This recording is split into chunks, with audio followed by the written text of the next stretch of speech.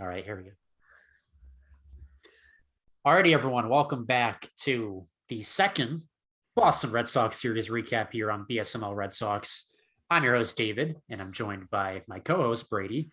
Ian unfortunately could not join us today, but maybe he's here with us in spirit somewhere with the Woo Sox, which I think that's what he's doing right now. But anyways, Red Sox just wrapped up a series with the Detroit Tigers. There's a 3-game set. It actually wrapped up yesterday, but we could not record right after the game yesterday. But we lucked out because Boston has an off day today, scheduled off day. So we didn't miss anything. We're not overlapping with any content. We're just going to cover the series against Detroit.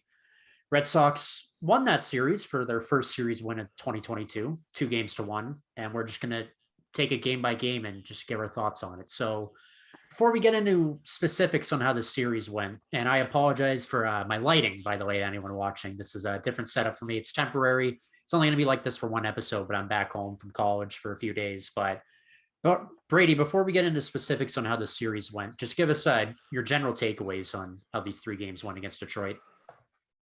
Well, I mean, you can see a clear improvement from how we performed over our first series with the Yankees. I feel like our first series every year has been where we sort of we get to know what we're working with really, because I feel like spring training doesn't provide the best of that.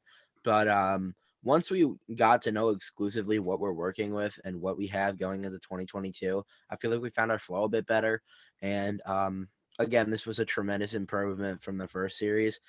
And not only that, but you could see our bats were working better, and our guys that weren't really necessarily needed to step up still stepped up. But it Yeah, was, yeah. yeah. So I think this reminds me a lot of the Sox of last year, which is great. Not that you can compare seasons, but I just loved how resilient this group was.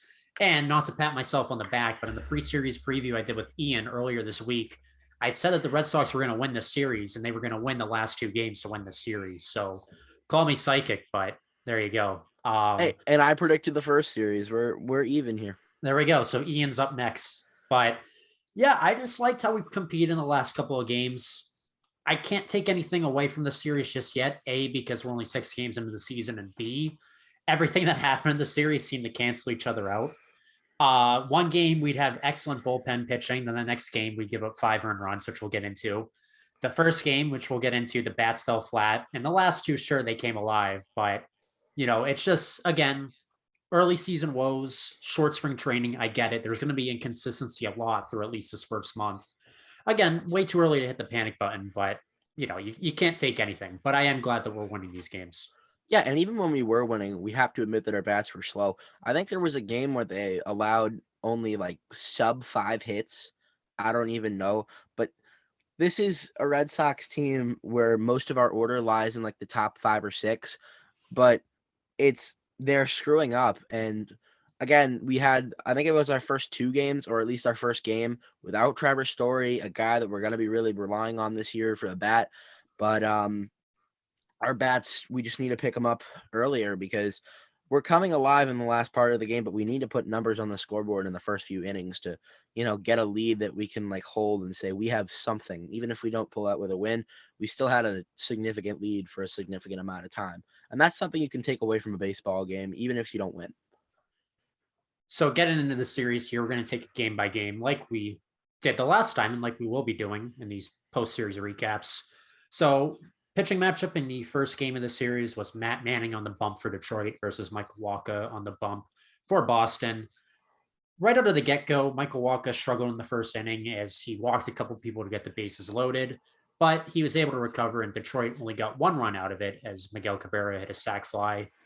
That would be the score for a while, 1-0 Detroit, that is, for a bit until the 5th inning, as it was until the top of the 5th, where JD Martinez hit his first home run of the season, a solo shot to right field to tie it at 1. Matt Barnes, nice to see him in the 6th inning come in. He had his first pitching outing of the season. He didn't let up a run. He worked around a double that he gave up to Miguel Cabrera. If we just want to go off on a tangent on that for a second, Brady, what do you think about the whole closer situation here? I mean, it seems like Barnes, I don't think he's going to be the closer moving forward just yet. I know he wants it, but I think Cora is just very hesitant with this. Where do you see Barnes just factoring into the bullpen? Because it seems like he's going to be a setup guy. See, I personally have full belief in Garrett Whitlock being our setup guy. And I hate to be biased, but Garrett Whitlock's becoming one of my favorite players in the Red Sox right now. And regardless, Garrett Whitlock is just entirely their setup guy. Where I think Barnes could fit is like a second or third reliever, someone to set up Whitlock, and then Whitlock sets up either Cutter Crawford or Jake Diekman. Those guys have proved as themselves, at least over the last couple games. I know Jake Diekman wasn't as strong as our first series against the Yankees, but Cutter Crawford, I see a lot of potential in as well. So Matt Manning for Detroit pitched well. He pitched 6 innings, only giving up 1 run. Michael Walker only went 4 1/3, obviously also only giving up a run.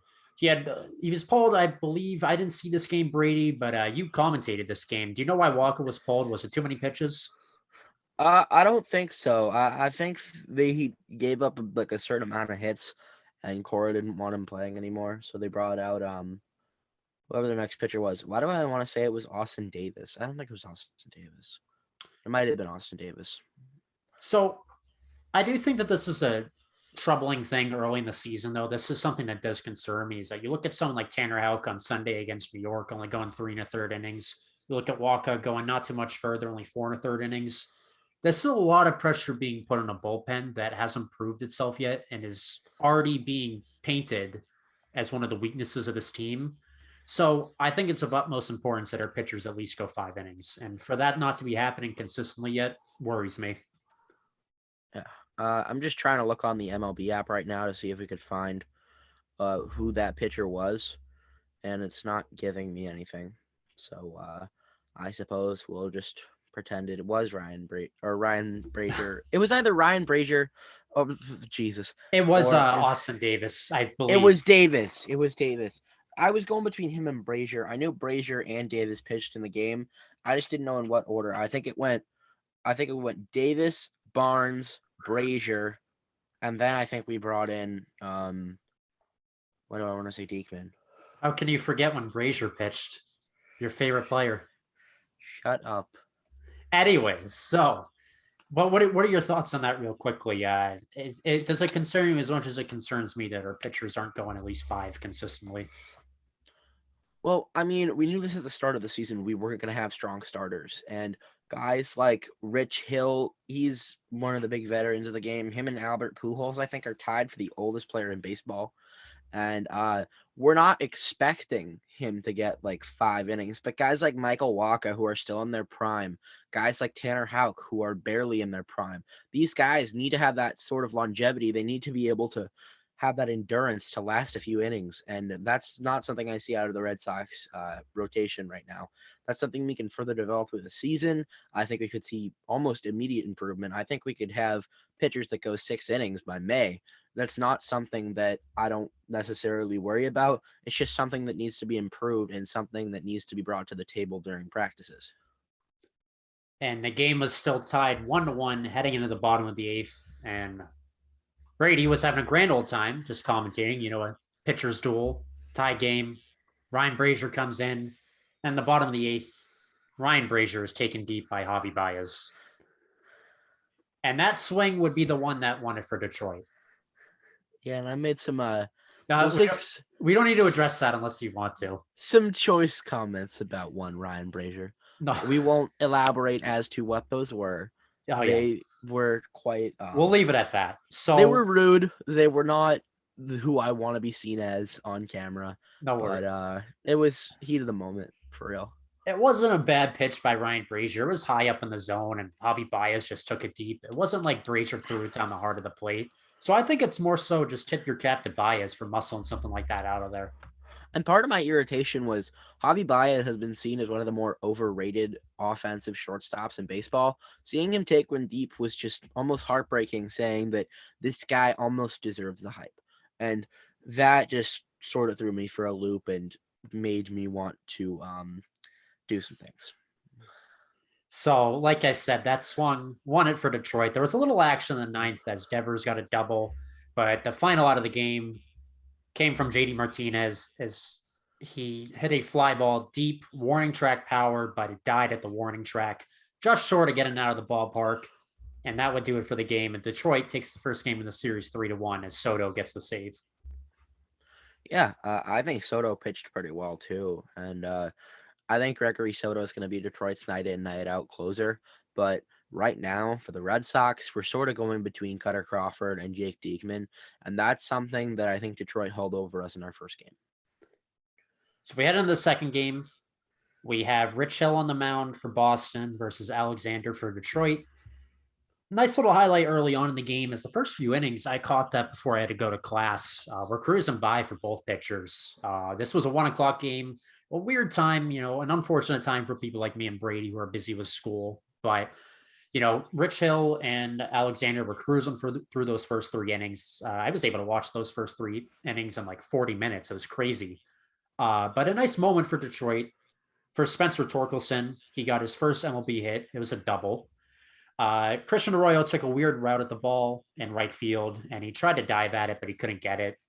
That would also come up later in the inning as Arroyo's defensive woes continued, as he couldn't get to a ball on Jonathan Scope getting an RBI single.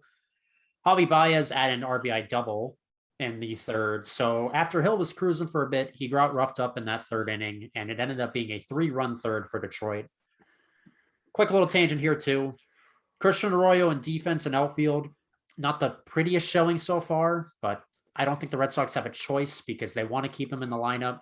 Yes, he is a utility guy, but if you want to give him at-bats, you have Bogarts at short. Yes, you can fill him in on off days, but then you have Story also at second base. There's a hole in the outfield because there's so much unpredictability that comes with JBJ at the plate. So I get the move at putting Arroyo in the outfield, but yeah, early returns not great for his defensive abilities. Yeah. Like you said, Arroyo is really gonna be one of our utility guys this year. Guys like him and Jonathan Arauz, they don't really have a definite place in the lineup. They can really play any position, so it's really just time will tell as to see where he'll fit in. And like you said, he's not the strongest defensively, but I feel like with a little work, he could be a guy that like really more of a vigorous night in night out guy as opposed to what he's doing now. He's just sort of catching breaks where he can. Um, it really depends again on what if Xander Bogaerts leaves over the trade deadline or even over the next offseason. Then we could see Arroyo with a more definite role. We could have Stories shift over to shortstop and then have Arroyo play second base where he was before Trevor Story came in. It's a lot of questions with Arroyo, and quite frankly, I don't have as much answers as you'd like me to. Yeah, I mean, I'm worried about them teaching him how to play outfield on the fly. Not that they have a choice, and it's going to come with time. It's very tricky and dangerous to just teach someone as the season's going on how to play a position that Arroyo said he's never played at any level before. So, there's going to be these ups and downs that we're seeing, but I just unfortunately get flashbacks when the Red Sox tried to teach Hanley Ramirez how to play the outfield, and that was an absolute disaster. I mean, he found a home at first, but Red Sox have to be careful with something like this too, because especially with a player like Arroyo who has a huge injury history, you don't want to put him in a stupid position. But moving off of that, we head to the top of the sixth. Red Sox are still down 3-0 to Detroit, but this is when the Red Sox bats finally awoke for the first time this season. Kike Hernandez got his first hit of the season, an RBI double to make it 3-1. Devers had an RBI single right after him that scored Kike Hernandez to make it 3-2. Alexander got pulled after this, and then JD Martinez tied it with an RBI double down the right field line to make it 3-3. There is some controversy on this play as to whether it's a foul or fair ball, as JD Martinez's RBI double was on the chalk. It was fair. They did review it, and after the umps confirmed the call, which, by the way, what do you think? But we haven't talked about this yet. What do you think about umpires being mic'd up like NFL referees to give the calls to the audience? I think it's long overdue. See, I like it, but I almost believe that every sport is becoming more like football, and I'm not the world's biggest football fan. It's like you see it in baseball with the umps now doing it to the crowd. You see it in hockey with referees talking to the crowd now over microphones. Basketball, there's not really enough reviewable plays to do something like that.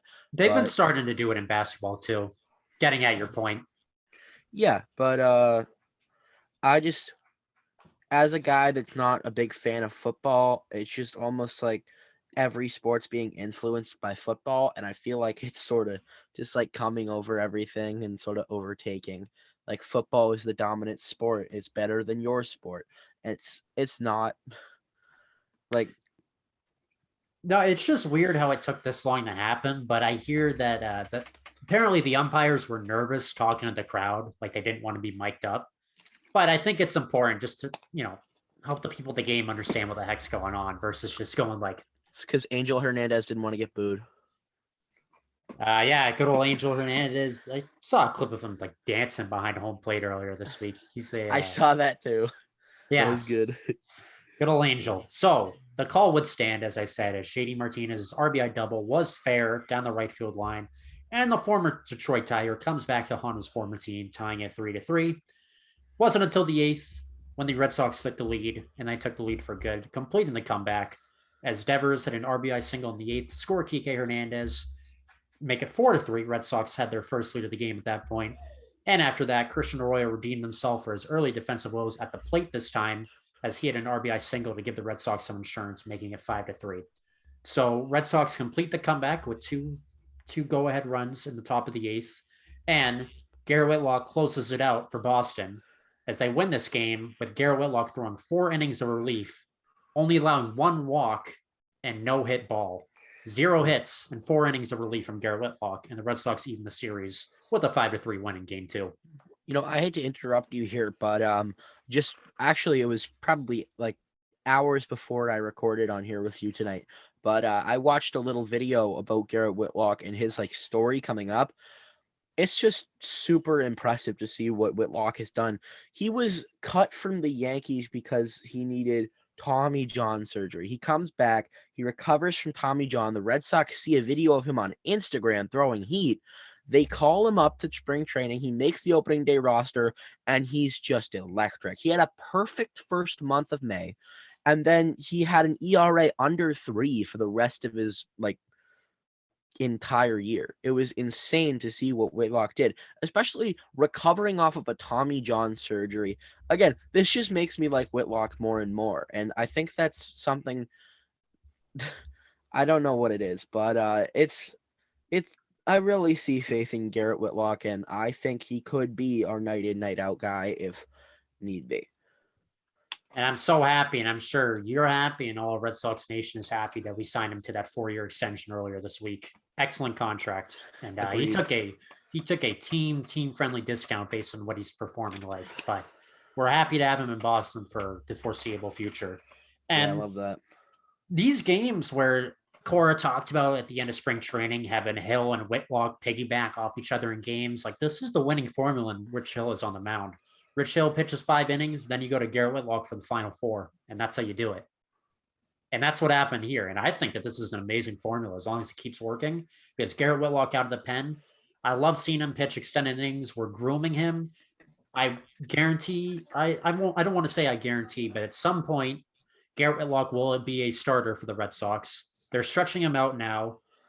It's just great. I love seeing Garrett Whitlock pitch more than 1 inning, and that's going to be the case this year. Is he's not going to pitch as often, but every 3 or 4 days you'll see Whitlock come out of the pen and he'll give you 3 or 4 innings, and we need that reliability out of a rather depleted pen. So for him to give us innings just like he did last year, fantastic.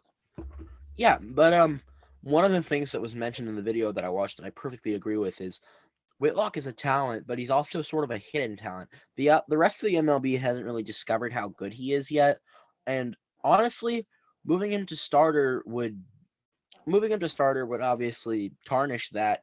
I mean, obviously, this guy's good enough to start a baseball game, and he throws heat. They're gonna know that he's talented.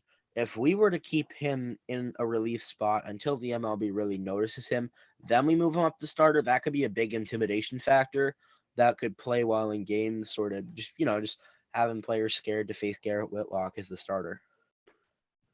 I just hope at some point, and I think it's going to happen within the next year or so, we're going to see Garrett Whitlock be a full-time starter in the rotation, and it'll be great. I can't wait. He just has so much potential in this Red Sox pitching staff. It's what a find by Chaim Bloom, like you said. He had the other thing too is no experience pitching at the AAA level. This has just turned into a Garrett Whitlock fan appreciation podcast, but he jumped from AA, had Tommy John, jumped to the MLB, sub 2 ERA. Probably should have gotten rookie of the year votes last year, if you ask me, but He just played with the Trenton Thunder of the AA Eastern League, a league that has some of the worst teams in AA baseball. Believe me, I see their games all the time because they got the Hartford Yard Goats, like a 40-minute drive for me. We just went to a game there last Saturday. Um, this league is horrible, and it's known for putting out some of the, I don't want to say worst, but not the greatest of players. But Whitlock seemed to be the one that got away, especially with how good he performed with Trenton and how good he's performing now with the Red Sox. so as we just talked about for a while, Red Sox won this game. Nice little comeback victory, and they beat the Love Tigers. that dirty water. There we go. They beat the Tigers 5-3 to even up the series. So game 3 was yesterday. It was the rubber match of this series. It was the battle of the former Red Sox pitching staff teammates, as Nathan Eovaldi was on the bump for Boston. And old friend Eduardo Rodriguez, the new ace of Detroit, was on the bump for them. Early on in this game, in the bottom of the first, Jonathan Scope took Nathan Eovaldi deep to make it a 1-0 ball game. But in the top of the third, Kike Hernandez will give it right back to his former teammate Erod as he would take him deep. Solo shot makes it 1-1. And Have I quickly, been saying shoop this entire time and it's been pronounced scope? it is. It's pronounced Scope. It's a weird one, Damn. but yeah. Jonathan I've been Scope. saying Jonathan Shoop.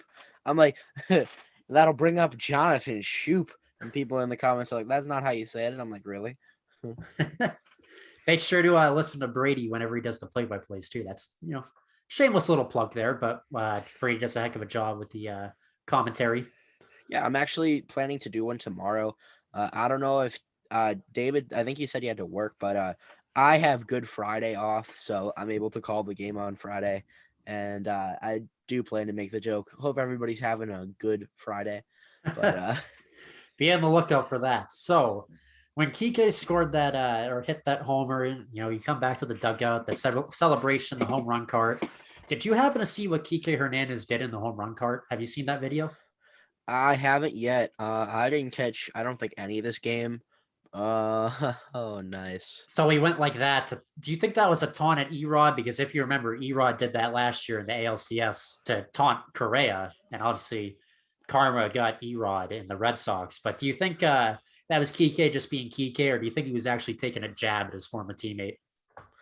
Well, I feel like you gotta say both because part of taking the jab was Kike being Kike. And I think that's just a great addition to well, I mean, Kike obviously has a personality. I compare him to I don't know if you watch hockey, but I compare him to being the PK Subban of hockey. And I know hockey doesn't have this marketable players, so you probably won't understand that. But Kike, he just radiates this fun energy, and he's always got a smile on his face. They did some clips of him mic'd up. He's pretty much like the Red Sox go-to guy if they need to mic somebody up, and that's part of something. That's something that's invaluable to a player. I mean, you wanna win games, but you also want to have fun playing baseball, and I think that's one of the forgotten goals of the game. And fourth inning of this game was the big inning for the Red Sox, with it still being tied 1-1. The Red Sox would unload on Detroit for 6 runs in this fourth inning. Top 4, Alex Verdugo's sac fly made it 2-1. JBJ, Jackie Bradley Jr. at the bottom of the order had a 2-run RBI double to the opposite field and make it 4-1. He hit a ball. Kike Hernandez after that had an RBI double himself to make it 5-1. Devers made it 6-1 with an RBI double of his own. And Trevor Story, there we go, Jackie Bradley Jr., old Jackie Bradley Jr. version. Back when he wore 25. Yeah, and to top it off, the 6-run fourth, Trevor Story back in the lineup after missing 3 games due to food poisoning. Got an RBI single himself, making it 7-1. So it was a 6-run fourth. He for the Red missed it Sox. with food poisoning? He had food poisoning. I had no idea. So 6-run fourth for Boston. And the thing I love seeing about that inning, Brady, was, we scored a ton, but we did the majority of our scoring that inning with 2 outs. 2-out hitting is clutch. Yeah, obviously. I feel like that's one of the more bare bone principles of baseball. If you have two outs, you need to unload the bats, but you also need to have careful base running, and think that's something that the Red Sox excel in. I mean, you don't just, and this might be sounding just like an entirely spewing idiot. You obviously don't want to just charge every new base as soon as you come to it. But So after the Red Sox blow open this game in the fourth, we got to the bottom of the fifth, and Badu on the Tigers took Evaldi deep for the Akil second home Baddoo, run. Yeah, there you go. Yeah. entirely mid player. Last year, I think he got Rookie of the Year votes last year. He's not great.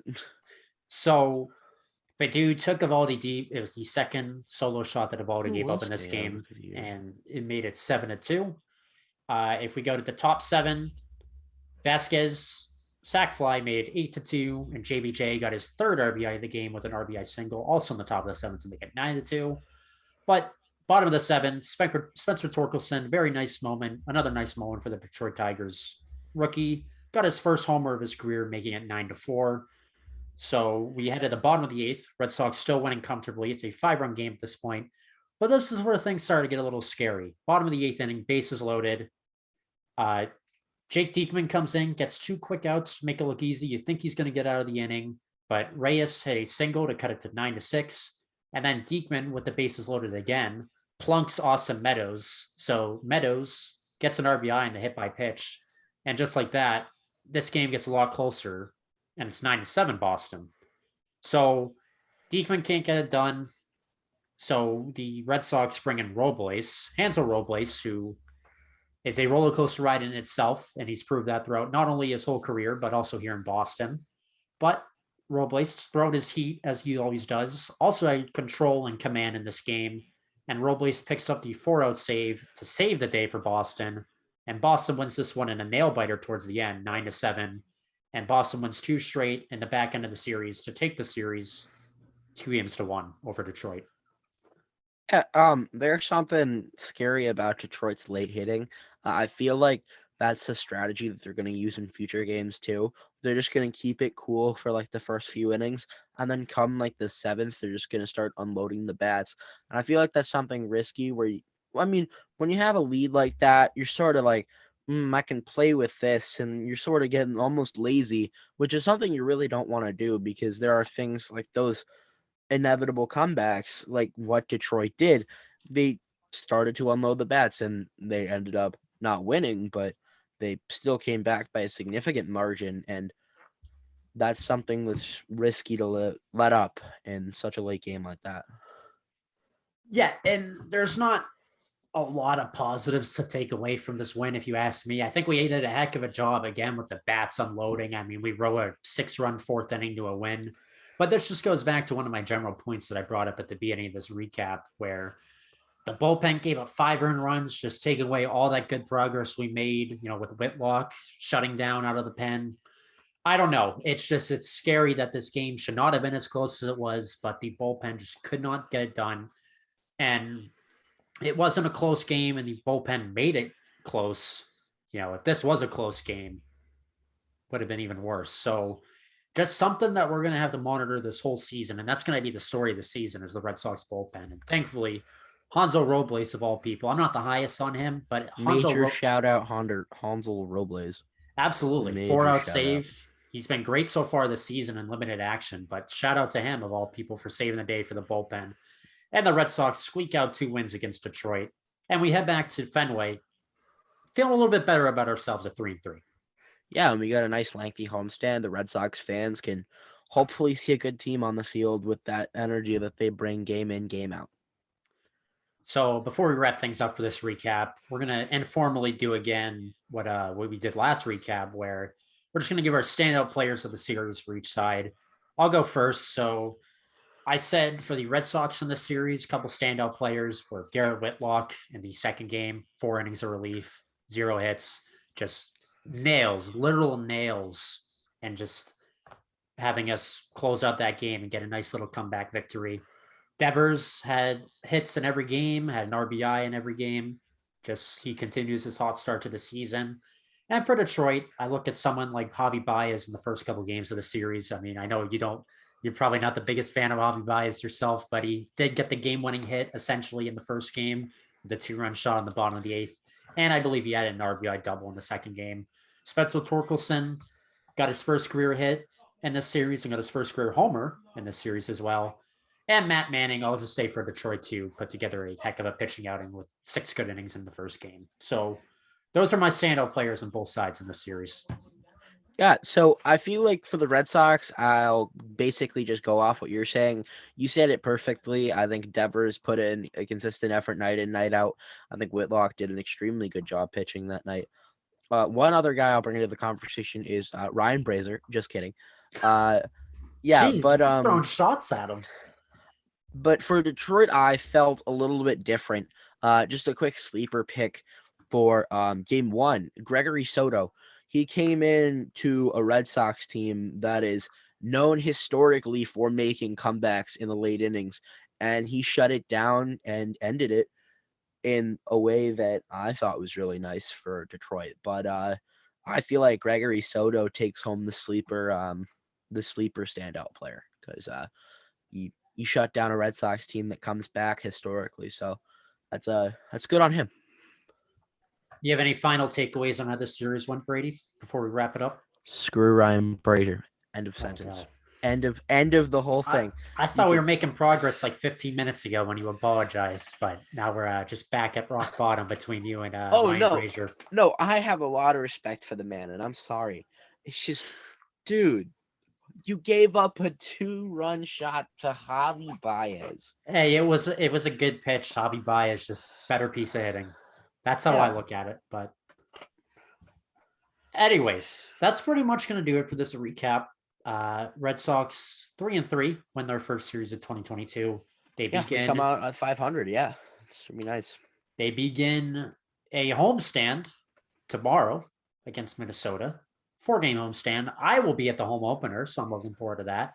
Brady will also be there Wednesday, you said, against Blue Jays when the next series starts then. Yeah, the second game of the series. They're playing Toronto. It should be an awesome game. Vladdy Daddy, as they call him. That should be nice to see. So we're both looking forward to going to games ourselves. It should be exciting. Red Sox, hopefully you're on the come up. Nice couple wins to end the series. But that is going to do it for this post-series recap. We will have a post-series recap for you at the end of the 4-game set against Minnesota at some point. Brady will hopefully be commentating tomorrow. I believe that's the plan. Yeah, and I will just say just one final true closing thought on the series. This is the exact same record that we had coming off of our first 2 series last year, and we have a lot to work with. And I think I really like our team's chances. I think we're going to surprise a lot of people still, and I'm excited to see what the future holds. You and me both. Alrighty, everyone. That's going to do it for this recap. We'll talk to you guys soon. Have a good one. Take care.